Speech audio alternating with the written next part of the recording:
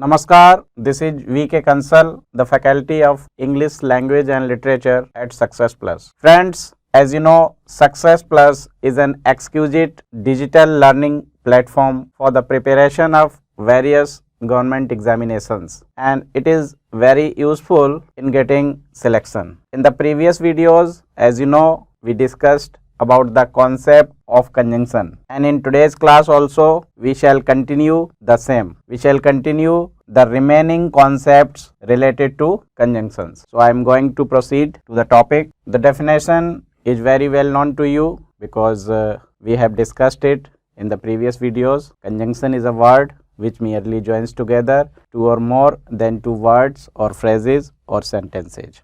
In the previous videos we discussed 16 rules, and today we will continue the rule number 17. Rule number 17. Correlative conjunctions are those conjunctions which are used only in pairs. Dear students, आप लोग जानते हैं कि कुछ conjunctions जो होते हैं वो पेयर में यूज होते हैं, और मैंने आपको पिछली वीडियोस में बताया भी था कि हमारे कुछ conjunctions होते हैं जैसे either और, either डैश और. इसकी हिंदी होती है या तो या. जैसे अगर मुझे कहना हो either you or your brother has broken this chair, या तो आपने या आपके भाई ने इस कुर्सी को तोड़ा है. तो जो पेयर में यूज होते हैं उनको कोरिलेटिव कंजंक्शंस कहते हैं. ऐसे ही होता है neither, NEITHER, neither nor. neither nor का मतलब होता है ना तो ना. neither I nor my brother has broken this window pane. not only but also भी होता है not only but also. तो ये पेयर में यूज होते हैं हमारे, इनको कोरिलेटिव कंजंक्शंस कहते हैं. इनसे रिलेटेड कुछ कॉन्सेप्ट आपको बताए जाएंगे. जैसा कि आप स्क्रीन पे देख रहे हैं either और. either के साथ और का पेयर होता है, either के साथ और का पेयर होता है. दो और although की जो हिंदी में सेंस होती है वो होती है यद्यपि या हालांकि. और दो और although के साथ येट का पेयर होता है. आपको बताया भी था पिछली वीडियोस जिन स्टूडेंट्स ने नहीं देखी हैं उसका लिंक आपको डिस्क्रिप्शन बॉक्स में मिल जाएगा, वहाँ से आप उनको देख सकते हैं. क्योंकि पिछली वीडियोस में हमने 16 रूल्स जो कि कंजंक्शन से ही रिलेटेड हैं उनको डिस्कस किया था, और उनसे रिलेटेड जो एग्जामिनेशंस में क्वेश्चंस पूछे गए हैं वो भी डिस्कस हुए थे. नाइदर नॉर का मतलब होता है ना तो ना.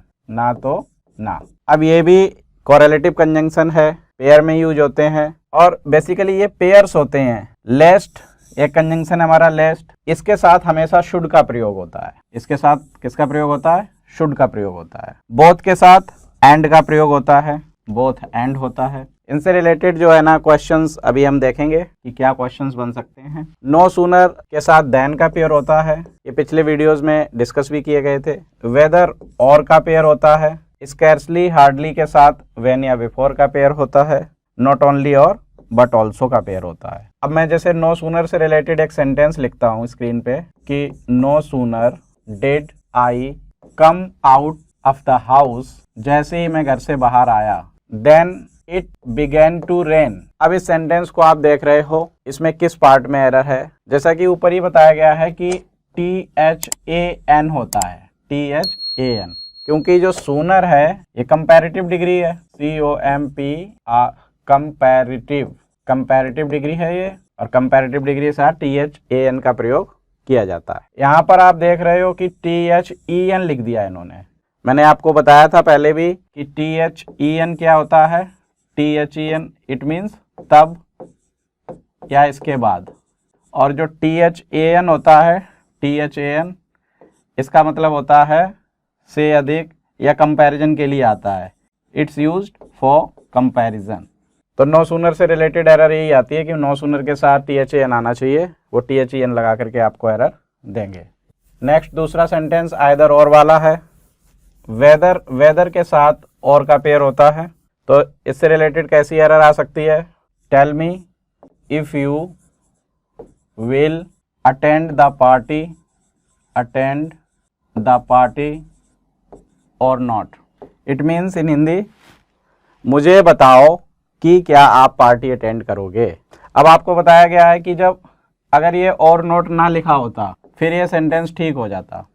और नोट लिख दिया गया है तो इफ़ की जगह हम क्या कर देंगे, वेदर लगा देंगे और सेंटेंस ठीक हो जाएगा आपका।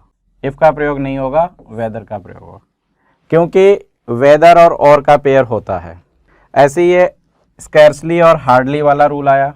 स्कैर्सली का मतलब होता है मुश्किल से या जैसे ही। अब मैं स्क्रीन पर एक सेंटेंस लिखने जा रहा हूँ जिसमें स्कैर्सली से रिलेटेड एरर जो एग्ज़ाम में पूछी जाती है। जैसे स्कैर्सली, SCARCELY, स्कैर्सली। शी और स्कैर्सली से पहले हेल्पिंग वर्ब भी आ जाती है, तो इसलिए डिड का प्रयोग कर दिया। Scarcely did she hear the news then she started laughing. जैसे ही उसने उस न्यूज़ को सुना वैसे ही वह हंसने लगी। Scarcely did she hear the news then she started laughing. अब इसमें स्कैर्सली के साथ जब भी सेंटेंस स्कैर्सली या हार्डली वाला आएगा तो आपको ये चेक करना है कि व्हेन या बिफोर का यूज हुआ है या नहीं। ये THEN लगाया, ऐसे ही गलत कनेक्टर लगा करके एग्जामिनेशन में आपको एरर दी जाती है। तो इस देन की जगह हम क्या कर देंगे, we can use either when or before and our sentence will be correct. तो आप व्हेन लगा सकते हो, बिफोर लगा सकते हो, देन या देन नहीं आएगा। उसके बाद हम देखते हैं नॉट ओनली बट ऑल्सो का पेयर होता है। नॉट ओनली बट ऑल्सो का मतलब होता है ना केवल बल्कि भी। जैसे not only Ram but also Lakshman are going to Ayodhya. ये सेंटेंस आ गया मान लो एग्जामिनेशन में, not only Ram but also Lakshman are going to Ayodhya. आपको जो एग्ज़ाम में क्वेश्चन दिया जाएगा, एक सेंटेंस दिया जाता है और उसको डिवाइड कर देते हैं 4 पार्ट में, 1 2 3 4, कई बार 5 भी हो जाते हैं, नहीं तो 4 हो गए। अब आपको ये देखना होता है कि भाई किस पार्ट में एरर दी गई है, ग्रामेटिकली रॉन्ग पार्ट सेंटेंस का कौन सा है। अगर किसी भी पार्ट में एरर नहीं है तो आपका आंसर क्या होगा, नो एरर हो जाएगा। नॉट ओनली राम, ना केवल राम बल्कि लक्ष्मण भी, but also Lakshman are going to Ayodhya. तो जब भी आपको नॉट ओनली बट ऑल्सो वाला सेंटेंस दिया जाए, आपको इसमें ये चेक करना होता है, इसमें वर्ब की एरर भी आ जाती है कि नॉट ओनली के पास में, वर्ब के पास में सब्जेक्ट क्या है, लक्ष्मण है, और लक्ष्मण कैसा है, सिंगुलर है। सिंगुलर होने के नाते जब ये सिंगुलर है, it is singular, SINGULAR, singular means एक वचन, तो वर्ब भी कैसी आएगी, सिंगुलर आएगी। Is correct, are is wrong. Answer आपका क्या हो जाएगा, थर्ड हो जाएगा। तो हमने ये देखे पेयर में जो यूज़ होते हैं और उनसे क्या क्या एरर आ सकती है। अब इसमें नॉट ओनली वाले से रिलेटेड एक एरर और आती है, वो भी देखेंगे। ये जितने भी पेयर में यूज होने वाले कनेक्टर हैं हमारे, they connect words of equal rank. They connect words of equal rank. अब इसका क्या मतलब होता है, इसका मतलब ये होता है कि इनके बाद सेम पार्ट ऑफ स्पीच आएगा। मैं एक सेंटेंस लिख के जो है ना इस चीज़ को एक्सप्लेन करता हूँ कि he not only gave me food but also shelter. He not only gave me food but also shelter. Sentence number 1 part 2, इसको फूड ये पार्ट 2 हो गया और नो एरर पार्ट 3। अब इसमें हमें ये देखना है कि नॉट ओनली के बाद क्या आया, वाव, और बट ऑल्सो के बाद क्या आया, शेल्टर। ये नाउन है, शेल्टर को हिंदी में कहते हैं शरण। और ये यहाँ पे नॉट ओनली के बाद ये क्या है, गेव, ये एक वर्ब है, क्रिया है ये। तो ऐसा नहीं हो सकता है, जो नॉट ओनली के बाद होगा वही बट ऑल्सो के बाद होगा। अब इधर बट ऑल्सो के बाद तो कुछ चेंज पॉसिबल है नहीं। हम सेंटेंस में क्या करें, हम इस नॉट ओनली को जो है ना, ही गेव मी, ये मी के बाद लिख दें, तो क्या हो जाएगा, he gave me not only food. तो नॉट ओनली के बाद फिर क्या आ जाएगा, यहाँ भी नाउन हो जाएगा, और बट ऑल्सो के बाद तो ये नाउन लिखा ही हुआ है। तो एरर हमारी ये फर्स्ट पार्ट में हो जाएगी। इस तरह की जो एरर है कंजंक्शन से रिलेटेड वो एग्ज़ाम में अक्सर पूछी जाती है। जब भी आपको नॉट ओनली बट ऑल्सो वाला सेंटेंस दिया जाए या नाइदर नॉर वाला सेंटेंस दिया जाए या आइदर और वाला सेंटेंस दिया जाए, तो आपको एक तो ये चेक करना है कि जो वर्ब आई है वो नियरेस्ट सब्जेक्ट के अकॉर्डिंग आई है या नहीं आई है। दूसरा पॉइंट आपको ये चेक करना है कि नॉट ओनली के बाद जो पार्ट ऑफ स्पीच है वही बट ऑल्सो के बाद लिखा हुआ है या नहीं लिखा हुआ है। अगर नहीं लिखा है तो वही एरर आपकी हो जाएगी। So I think the concept is clear to all of you. Let's proceed to next slide. अब हम कुछ प्रैक्टिस क्वेश्चंस आ चुके हैं स्क्रीन पे। We'll have discussion. I shall either read और राइट। अब इसमें देखो, आपने देखा आइदर के बाद ये रीड क्या है, वर्ब है, और के बाद ये राइट क्या है, ये भी वर्ब है। सेंटेंस हमारा ठीक हो गया। ये आई शैल आइदर रीड, मैं या तो पढ़ूंगा या लिखूंगा। तो कहने का मतलब है पार्ट ऑफ स्पीच सेम होना चाहिए। जो पार्ट ऑफ स्पीच आइदर के बाद है वही पार्ट ऑफ स्पीच और के बाद है। He is neither strong, he is neither strong. अब देखिए, आपने देखा ये नाइदर स्ट्रॉन्ग। अब स्ट्रॉन्ग क्या है, एडजेक्टिव है, विशेषण है ये। नॉर करेजस, अब नॉर के बाद ये करेजस क्या है, this is also an adjective, ये भी एडजेक्टिव है। और करेजस का मीनिंग क्या होता है, साहसी। करेजस मीन्स साहसी। Both Ram and Shyam, both Ram and Shyam. अब बोथ के बाद देखा आपने, ये नाउन हो गया राम, और एंड के बाद ये भी Shyam. Both Ram and Shyam have past. Both और एंड का पेयर होता है। और इसमें एरर कैसे देंगे, ये जो एंड है इसकी जगह वो एज वेल एज लगा देंगे, एज वेल एज, क्योंकि एज वेल एज की हिंदी भी वही निकलती है के साथ साथ, लेकिन बोथ के साथ एज वेल एज का पेयर नहीं होता है, इसलिए वही एरर हो जाती है एग्जाम में। अब हम देखते हैं नेक्स्ट सेंटेंस को। नेक्स्ट सेंटेंस हमारा क्या है, दो ही इज पुअर, यद्यपि वह गरीब है, येट ही इज ऑनेस्ट। जब भी आपको दो या ऑल दो वाला सेंटेंस मिले तो आपको ये चेक करना है कि येट लगा हुआ है या नहीं, क्योंकि दो और ऑल दो के साथ येट का प्रयोग होता है। येट का मतलब होता है फिर भी, और दो का मतलब हो जाता है हालांकि। यद्यपि वह गरीब है फिर भी वह ईमानदार है। एग्जाम में एरर कैसे देते हैं, इस येट की जगह बट लगा करके। बट नहीं आएगा, येट आएगा, तो बट लगा के एरर दी जाती है और वहीं पर एरर हो जाती है। वर्क हार्ड, मेहनत करो, कहीं ऐसा ना हो कि आप फेल हो जाएं। अब इस सेंटेंस को आप देख रहे हैं, मेहनत करो, कहीं ऐसा ना हो कि आप फेल हो जाएं। देखिए, इंग्लिश पढ़ते समय इंग्लिश को आसान टर्म में हमें समझना होता है, इसको डिफ़िकल्ट नहीं बनाना है। लेस्ट का मतलब होता है कहीं ऐसा ना हो कि, कहीं ऐसा ना हो कि, कहीं ऐसा ना हो कि। और लेस्ट एक नेगेटिव कनेक्टर भी होता है, ये भी ध्यान रखना है आपको।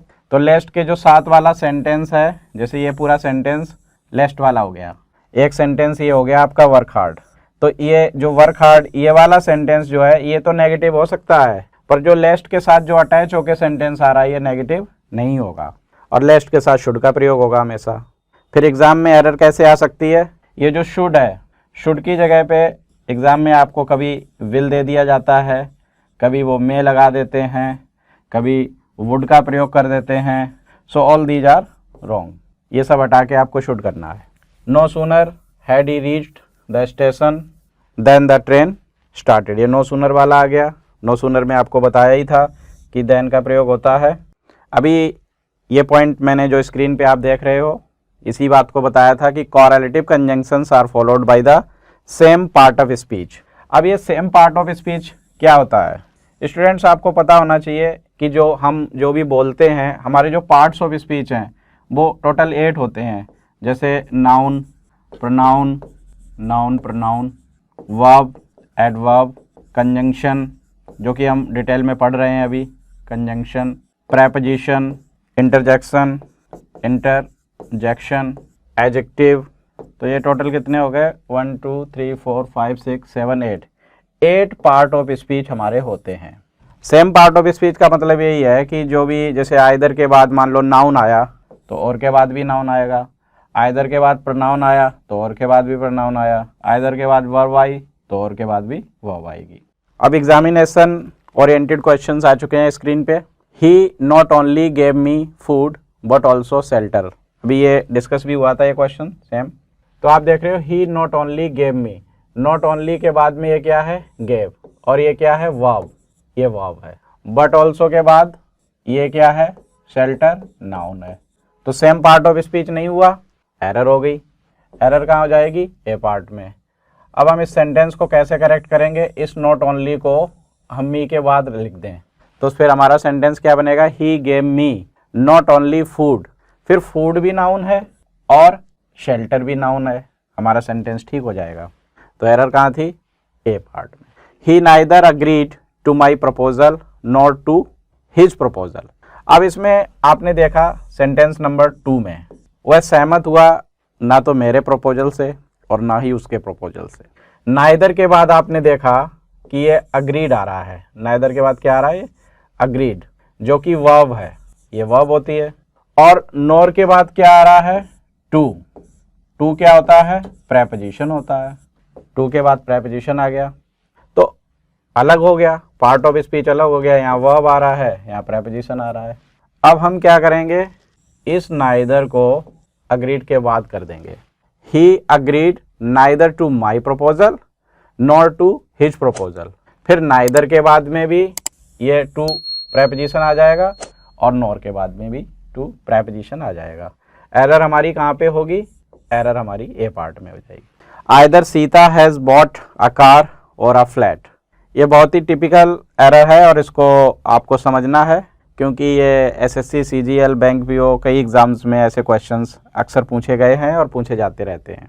आइदर के बाद आपने देखा ये सीता, ये नाउन आ गया, or a flat. Either Sita has bought a car or a flat. तो अब इसमें देखा कि ये सीता जो है ये तो सब्जेक्ट है और ये फ्लैट क्या है, ये ऑब्जेक्ट हो गया, क्योंकि जो वर्ब के बाद आता है वो ऑब्जेक्ट होता है। अब इस सेंटेंस को सही सेंस कैसे बनेगी, सीता हैज बॉट, इस आइदर को बॉट के बाद लिख देंगे। सीता हैज बॉट, सीता ने खरीदा है। यहाँ पर जो है ना, ये जो आइदर और है ना वो कनेक्ट करते हैं वर्ड्स ऑफ इक्वल रैंक को। अब ये कनेक्ट कर रहा है कार को और फ्लैट को, ये दोनों ऑब्जेक्ट हैं, क्योंकि खरीदा, क्या खरीदा, कार या flat.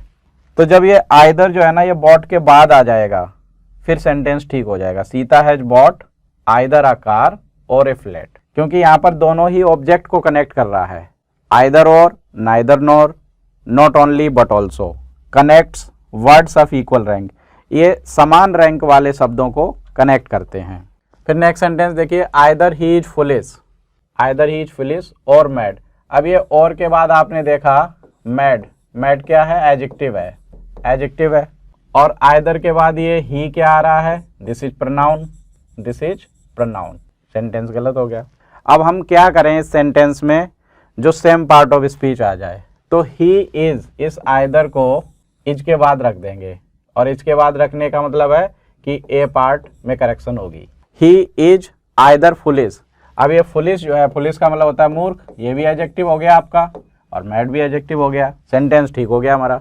Neither she is intelligent nor laborious, वह ना तो इंटेलिजेंट है और ना ही मेहनती है। तो इसमें आपने देखा कि नॉर के बाद ये क्या आया है, लेबोरियस, ये एडजेक्टिव है। और नाइदर के बाद में ये जो शी है ये क्या है, प्रोनाउन है। तो ये तो बराबर इक्वल रैंक वाले वर्ड नहीं हुए ना, सेम पार्ट ऑफ स्पीच नहीं हुए। अब इस नाइदर को हम इज के बाद कर दें, she is neither intelligent, neither is के बाद आते ही इसके बाद क्या आ गया है, इंटेलिजेंट, ये भी एडजेक्टिव है। और इधर नॉर के बाद भी, नॉर के बाद आप देख रहे हो ये भी एडजेक्टिव है, हमारा सेंटेंस ठीक हो जाएगा। एरर कहाँ पे हो जाएगी, ए पार्ट में। अगर आप ये एरर समझ गए तो 1 मार्क आपका पक्का है, क्योंकि एग्जाम में ऐसे क्वेश्चन अक्सर आते हैं। Mary is not only good but wise. अब देखिए आपको बताया गया था कि नॉट ओनली और बट ऑल्सो का पेयर होता है, बिल्कुल आसान। कई बार वो ऑल्सो हटा भी देते हैं, तो यहाँ पर बट के बाद ऑल्सो भी आएगा। Mary is not only, Mary is not only good but also wise. Answer क्या हो जाएगा, सी। सी में जो है ना ऑल्सो छूटा हुआ है। He will neither sell his house nor his farm. He will neither, अब नाइदर के बाद आपने देखा ये सेल, ये क्या है, वर्ब है। और नॉर के बाद क्या है, नॉर के बाद ये हिज फार्म, ये तो नाउन हो गया। तो अब हम क्या करें कि दोनों तरफ नाउन हो जाए। ही विल सेल, ये जो नाइदर है इसको सेल के बाद कर देंगे। ज़्यादातर जो है ना ये फर्स्ट पार्ट में ही एरर होती है, क्योंकि इसकी सीक्वेंसिंग इस तरह से होती है सेंटेंस की। He will sell neither his house, तो नाइदर के बाद हिज हाउस ये भी नाउन हो जाएगा, और नॉर के बाद तो नाउन है ही, ए पार्ट में एरर हो गई। Madan both loves Meera and Madhuri, Madan both loves. अब देखिए बोथ और एंड का पेयर होता है, लेकिन बोथ के बाद जो आएगा वो ही एंड के बाद आना चाहिए। अब बोथ के बाद तो ये आ गया क्या, लव्स, और ये क्या है, ये वर्ब है। और एंड के बाद क्या आया, एंड के बाद माधुरी आया, जो कि एक नाउन है, एक फीमेल नेम है। तो हम इस सेंटेंस को कैसे करेक्ट करेंगे, मदन लव्स बोथ, लव्स पहले आ जाएगा और ये जो बोथ है ये वर्ब के बाद आ जाएगा। जब हम बोथ को लव्स के बाद लिख देंगे तो उसके बाद ये क्या आ गया, मीरा, तो बोथ के बाद में भी ये नाउन आ गया मीरा, और एंड के बाद तो है ही। एरर कहाँ हो जाएगी, ए पार्ट में। Not only he is obedient but also intelligent, वह न केवल आज्ञाकारी है बल्कि बुद्धिमान भी है। अब इसमें बट ऑल्सो के बाद ये क्या है, इंटेलिजेंट, जो कि एडजेक्टिव है, और नॉट ओनली के बाद में ये क्या है, ही, ये क्या है, ये प्रोनाउन है, ये प्रोनाउन है। तो ये पार्ट ऑफ स्पीच अलग अलग हो गए। अब हम इसमें क्या करेंगे कि ही इज़, ये जो नॉट ओनली है ए पार्ट में, इसको इज के बाद में रख देंगे, he is not only obedient, और जब हम इसको इज के पास रख देंगे तो उसके बाद ये ओबीडियंट क्या हो गया, ये भी एडजेक्टिव हो गया, पार्ट ऑफ स्पीच सेम हो गए। तो आपको ये ध्यान रखना है। हम अपनी नेक्स्ट वीडियो में जो कंजंक्शन से रिलेटेड जितने भी क्वेश्चंस एग्ज़ाम में पूछे गए हैं, वैसे ये रूल्स में भी साथ साथ आए हैं, उसको भी डिस्कस करेंगे। उसके लिए हमारी जो वीडियोस हैं उनको आप देखते रहें, और उसमें मिक्स्ड प्रैक्टिस होगी। जितने भी रूल्स अभी तक डिस्कस हुए हैं वो सब प्रैक्टिस फॉर्म में आएंगे। Rule number 19, conjunction than is used after other, rather and comparative degree adjective. इसमें बताया गया है कि जो देन कंजंक्शन है, THAN देन, इसका प्रयोग कहाँ पे होता है, अदर के बाद, जैसे अदर देन होता है, रेदर देन होता है, और कंपैरेटिव डिग्री के जो एडजेक्टिव होते हैं। अब ये कंपैरेटिव डिग्री के एडजेक्टिव हमारे कौन कौन से होते हैं, देखिए कोई भी एडजेक्टिव हो, जैसे good, better, best, good, better, best, this is positive degree, this is comparative degree, and best is superlative degree. Good means अच्छा, और बेटर मीन्स दो में से अधिक अच्छा, और बेस्ट मीन्स क्या हो जाएगा, सबसे अच्छा। तो जो कंपैरेटिव डिग्री है बीच वाली, C फॉर कंपैरेटिव, इसके बाद देन का प्रयोग किया जाता है। Now there are 3 sentences on the screen and will discuss. I would rather go than stay at home, I would rather go than stay at home, मैं जाना अधिक पसंद करूँगा घर पे रुकने के बजाय। तो आप देख रहे हो कि ये रेदर के बाद किसका प्रयोग हुआ, देन का प्रयोग हो गया। अब यहाँ पर एरर जो देंगे वो THEN लगा के दे सकते हैं कंफ्यूज करने के लिए, तो THEN नहीं आएगा, ये रेदर देन होता है। I was helped by no other than the father himself, I was helped by no other, यहाँ पे देखिए नो अदर के बाद भी ये देन का प्रयोग हुआ है। और ही इज स्ट्रोंगर, वो अधिक शक्तिशाली है, देन यू, मतलब आपसे अधिक शक्तिशाली है। ये स्ट्रोंगर, ये क्या हो गई, ये आपकी कंपैरेटिव डिग्री होगी एडजेक्टिव की, comparative degree of adjective, comparative degree of adjective. Next rule है rule number 20, sentences beginning with the reason is, the reason why are connected with the conjunction that and not by conjunction because, due to or owing to। देखिए because का मतलब होता है क्योंकि, because का meaning क्या होता है, क्योंकि, और due to का मतलब होता है के कारण, owing to का भी मीनिंग होता है के कारण। इसमें ये बताया गया है इस रूल में कि द रीजन इज, ये एक फ्रेज हो गई आपकी, द रीजन इज, और द रीजन वाई। आपको सेंटेंस अगर ऐसा मिलता है the reason is, the reason why वाला, तो उसमें कंजंक्शन दैट का प्रयोग किया जाएगा। फिलहाल आपको इतना ध्यान रखना है। और एरर आपको कैसे दी जाएगी, बिकॉज लगा करके, ड्यू टू लगा करके ये नहीं आएगा, ओविंग टू लगा करके एरर दी जाएगी। दैट का प्रयोग होगा, द रीजन इज और द रीजन वाई के बाद। Now you are looking at the screen and there are two sentences related to the concept that is already discussed. The reason of his failure is because he did not study seriously. उसकी असफलता का कारण यह है क्योंकि उसने गंभीरता पूर्वक पढ़ाई नहीं की। अब जैसा कि आपको बताया गया द रीज़न ऑफ या द रीज़न वाई, इनके बाद कौन से कनेक्टर का प्रयोग होता है, दैट का। अब यहाँ पे बिकॉज लगा हुआ है जो कि गलत है, यहाँ पर हम दैट लगा देंगे, सेंटेंस हमारा ठीक हो जाएगा। और एरर कहाँ पे हो जाएगी, सी पार्ट में। तो करेक्ट सेंटेंस क्या होगा, the reason of his failure is that, उसकी असफलता का कारण है कि उसने गंभीरतापूर्वक पढ़ाई नहीं की, he did not study seriously. The reason why, वो कारण, देखिए द रीजन का मतलब होता है वो कारण, वो कारण। द आर्टिकल द का प्रयोग जो है ना किसी पर्टिकुलर चीज के लिए किया जाता है, कोई पर्टिकुलर रीजन है, द रीजन वो कारण। और यहाँ पर वाई का क्या मीनिंग हो गया, जिसकी वजह से। वाई का मतलब केवल क्यों नहीं होता है, सेंटेंस के अकॉर्डिंग, कॉन्टेक्स्ट के अकॉर्डिंग मीनिंग होते हैं, जिसकी वजह से, जिसकी वजह से।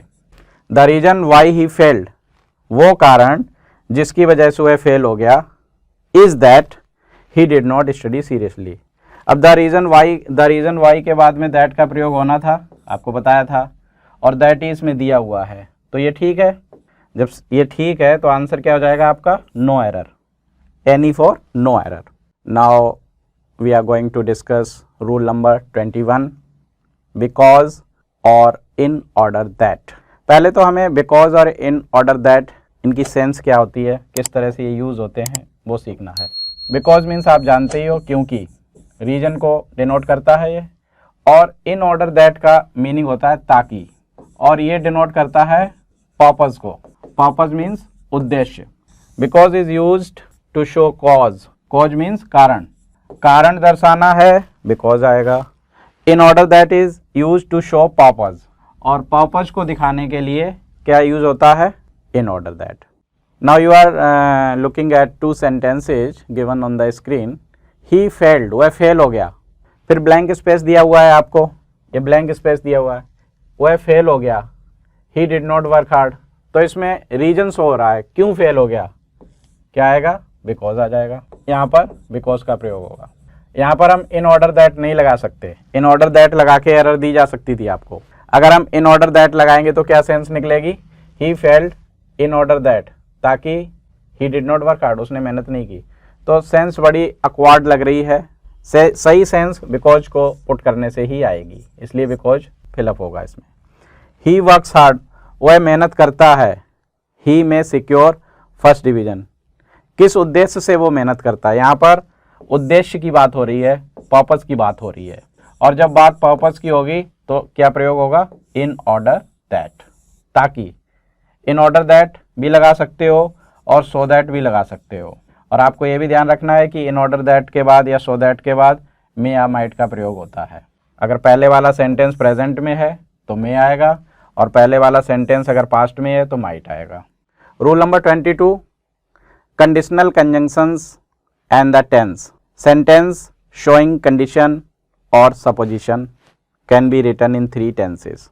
बहुत ही इंपॉर्टेंट रूल है ये।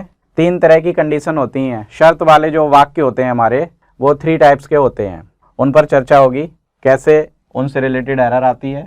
Simple future tense, principal clause is used in future tense and subordinate clause in present tense. In those sentences having maximum chance of fulfillment of conditions, that means the conditions are not very tough.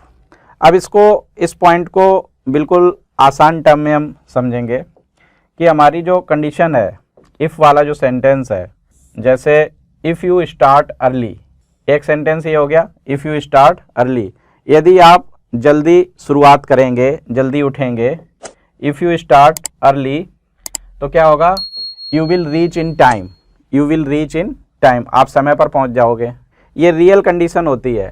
इसको if वाले जो sentence हैं उसमें अगर if वाला sentence आपका किस में बना हुआ है, प्रेजेंट इंडेफिनिट में, यानी कि फर्स्ट फॉर्म है या एस और ईएस फॉर्म है, एस और ईएस फॉर्म है, तो जो दूसरा सेंटेंस है वो किस में बनेगा, वो आपका बनेगा विल और शैल प्लस फर्स्ट फॉर्म में बनेगा, विल और शैल प्लस फर्स्ट फॉर्म में बनेगा। ये कंडीशन नंबर 1 होती है। देखो हिंदी में तो हम ऐसे कह देते हैं कि यदि तुम जल्दी उठोगे, इफ़ यू स्टार्ट अर्ली, मतलब किसी काम को जल्दी शुरू कर दोगे तो you will reach in time.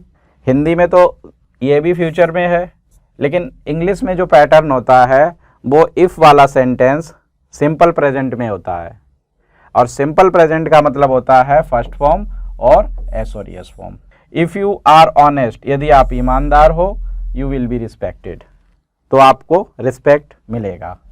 ये विल के बाद बी जो है ना, ये भी फर्स्ट फॉर्म है आपकी। अब ये दूसरी कंडीशन आई है, past tense is used with those sentences where there is little or no chance of fulfilment of condition.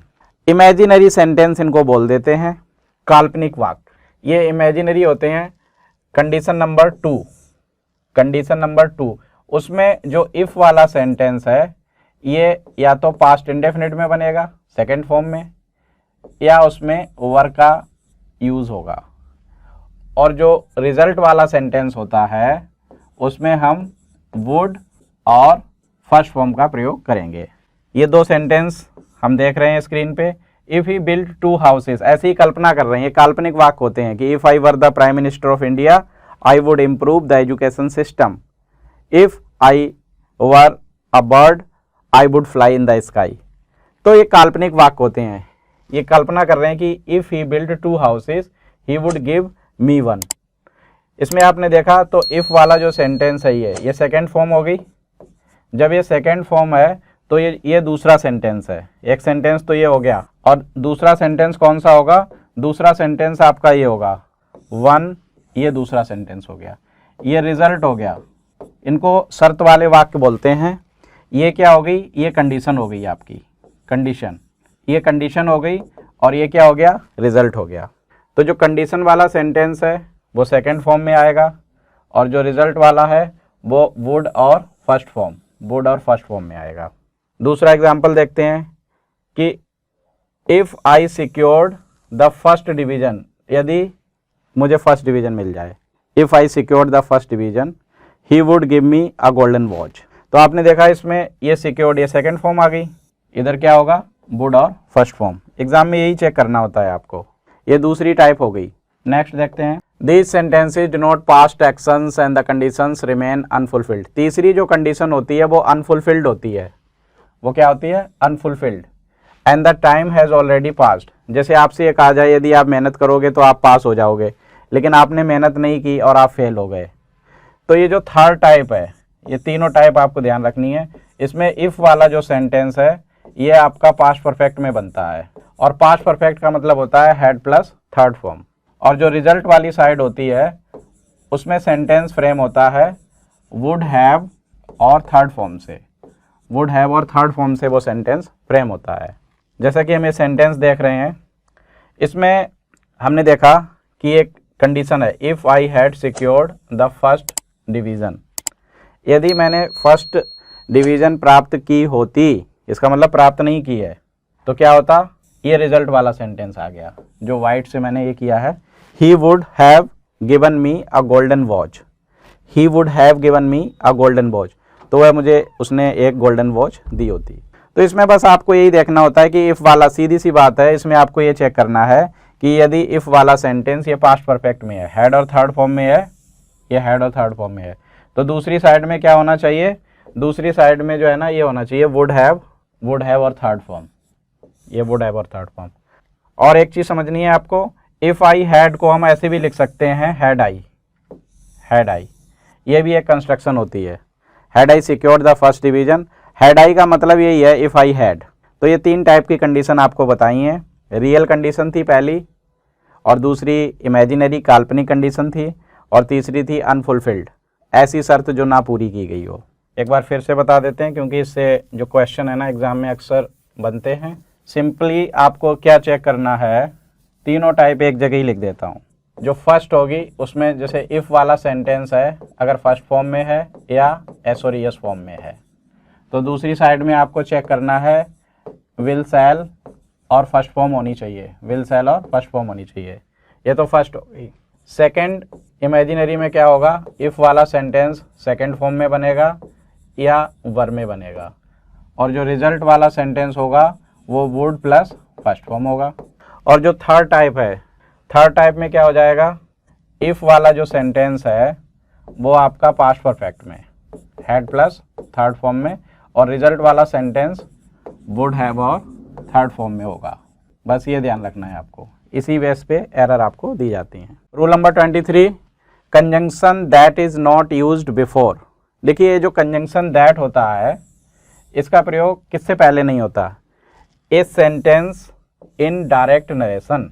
Direct narration में इसका प्रयोग नहीं होता है। और कहाँ पे नहीं होता है, अब डायरेक्ट नरेशन में कैसे, जैसे he said that he will help you, he will help you, ये डायरेक्ट नरेशन वाला सेंटेंस हो गया, तो यहाँ पर ये दैट की ज़रूरत नहीं होती है। और कहाँ बताया, एन इंटरोगेटिव एडवर्ब और interrogative pronoun in the indirect narration. Indirect narration में कहने का मतलब ये है कि जैसे क्वेश्चन वर्ड आ गया वाई, तो उससे पहले दैट नहीं आएगा, दैट और क्वेश्चन वर्ड एक साथ नहीं आएंगे, ये ध्यान रखना है आपको, दैट और क्वेश्चन वर्ड एक साथ। इसी कॉन्सेप्ट से रिलेटेड ये एग्जांपल आया, ही सेड दैट। आप देख रहे हो ये डायरेक्ट नरेशन है। डायरेक्ट स्पीच में क्या होता है, इन्वर्टेड कॉमा होता है, जैसे कि इन्वर्टेड कॉमा है, ही सेड दैट। अब ये दैट नहीं आएगा तो यहीं पे एरर हो गई, ये आंसर हो गया आपका। He said that I shall not attend the party, उसने कहा मैं पार्टी अटेंड नहीं करूंगा। सी आस्क्ड हिम, उसने उससे पूछा, सी आस्क्ड हिम, उसने उससे पूछा दैट। अब ये दैट और वाई, बस आप ये ध्यान रखें कि दैट और क्वेश्चन वर्ड दोनों एक साथ नहीं आएंगे, ये दोनों एक साथ नहीं आते हैं, ये हट जाएगा, क्योंकि वाई ही उस सेंस को कन्वे कर देता है।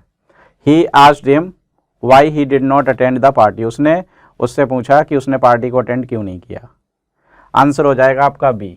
Rule number 24, nothing else should be followed by but not by than. सीधा आपको ध्यान रखना है कि जो नथिंग एल्स है उसके बाद नथिंग एल्स, ये जो नथिंग एल्स है इसके बाद किसका प्रयोग होगा, इसके बाद बट का प्रयोग होगा, इसके बाद बट का प्रयोग होगा, देन लगा के एरर दी जाएगी आपको। Now look at the sentences, this is nothing else than dirty politics. Dirty politics के सिवाय ये कुछ भी नहीं है।